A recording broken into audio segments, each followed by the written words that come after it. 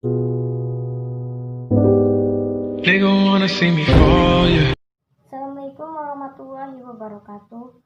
Perkenalkan, nama saya Wit Amalia, nomor absen 31 dari kelompok 2.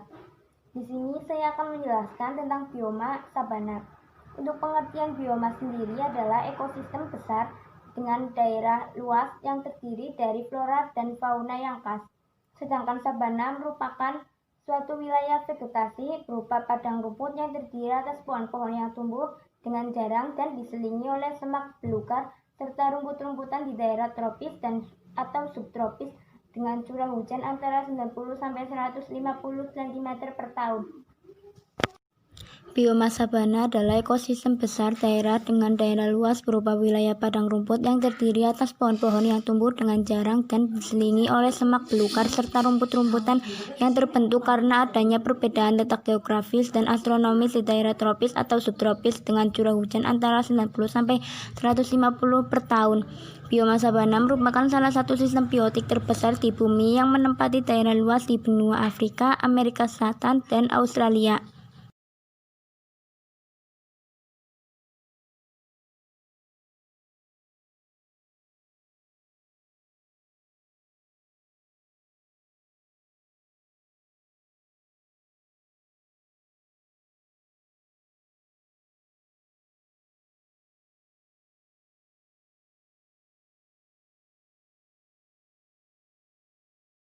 Proses terbentuknya bioma disebabkan oleh cuaca dengan tingkat curah hujan yang rendah, yakni hanya sekitar 30 mm per tahun.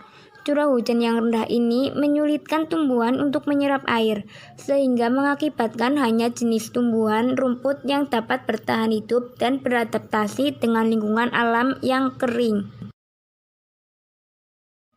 Pada musim bioma sabana, terdapat dua musim yang sangat berbeda pada daerah bioma sabana, yaitu musim kering yang sangat panjang dan musim yang sangat basah. Pada musim kering, curah hujan rata-rata hanya sekitar 10 cm, dan di antara bulan Desember dan Februari tidak ada hujan yang turun sama sekali. Sedangkan pada musim yang basah atau disebut juga musim hujan, curah hujan yang turun rata-rata sekitar 50-100 cm. Pada daerah Afrika, musim ini dimulai pada bulan Mei. Assalamualaikum warahmatullahi wabarakatuh. Di sini saya akan menjelaskan ciri-ciri bioma sabana. Ciri-ciri bioma sabana. Bioma sabana memiliki ciri-ciri yang sama dengan ciri-ciri hutan sabana, yaitu sebagai berikut.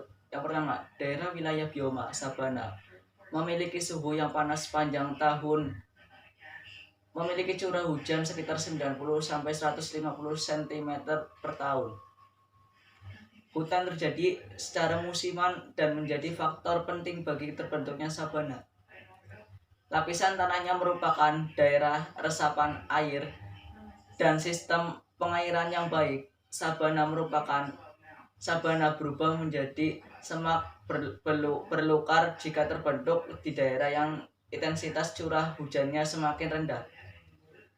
Sabana akan berubah menjadi hutan basah belukar jika terbentuk di daerah yang intensitas curah hujannya semakin tinggi.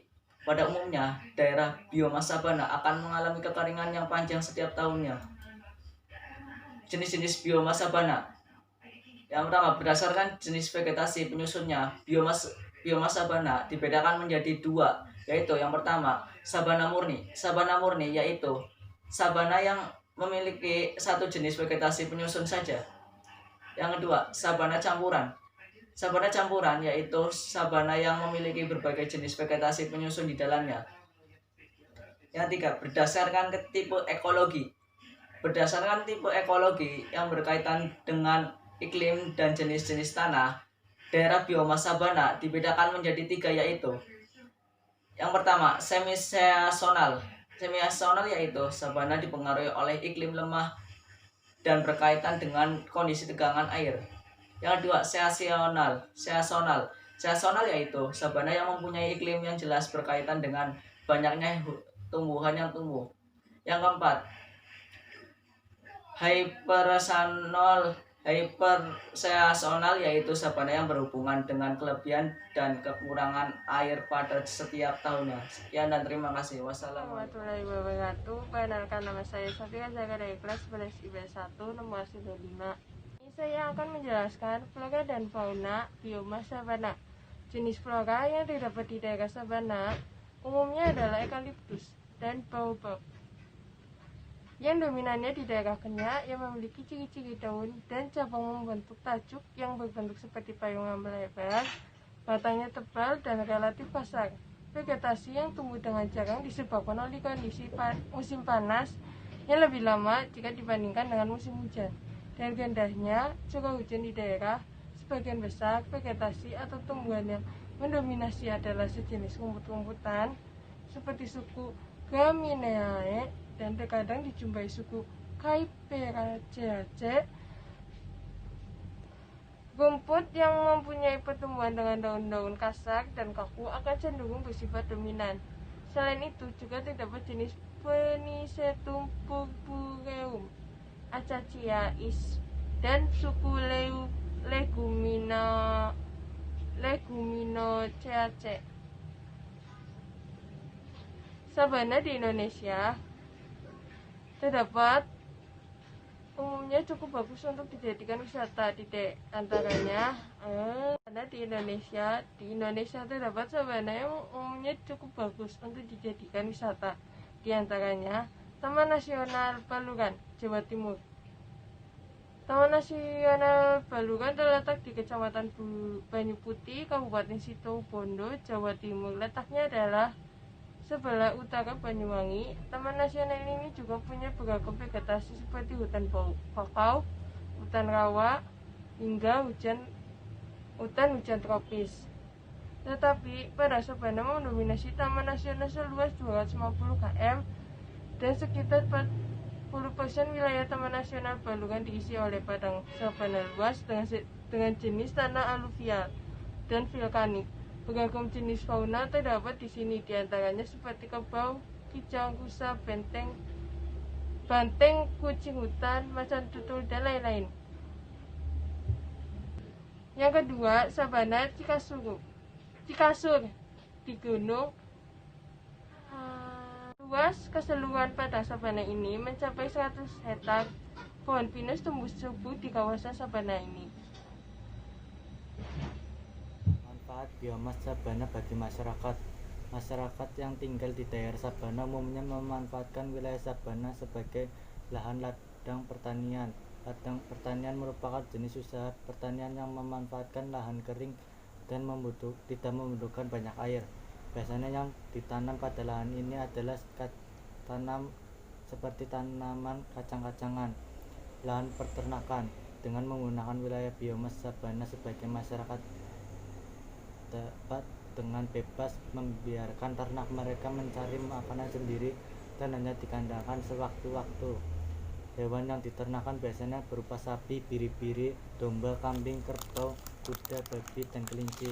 Tetapi yang paling dominan adalah domba, karena hampir seluruh masyarakat yang tinggal pada daerah ini memelihara domba.